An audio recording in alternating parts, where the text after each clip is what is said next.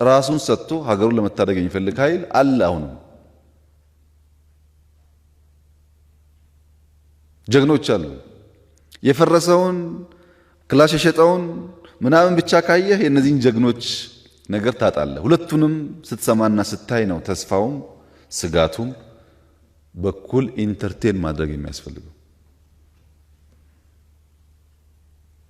በእኛ እምነት ውጊያዎች ይቀደዳሉ፣ ይሰፋሉ።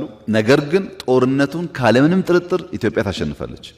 ምንም ጥርጥር የለንም። በዚህ በኩል እንዳልነው አውዱን ተቀይሯል። ቲፒኤልኤፍ ሐሳቡን የሚቀይር ኃይል ስላልሆነ፣ ዶግማቲክ ስለሆነ፣ ፍሌክሲብል ስላልሆነ ያን ቲንኪንጉን ይዞ መጥቶ የሆነ ፑፔት ሰብስቦ የትናንትናውን መንገድ ማስቀጠል ይችላል የሚል እምነት በፍጹም የለንም።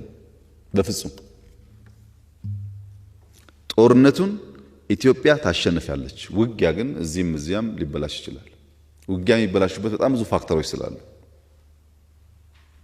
ውጊያ ቲፒኤልኤፍ ስለሆነ ሸኔ ስለሆነ ምናምን ሳይሆን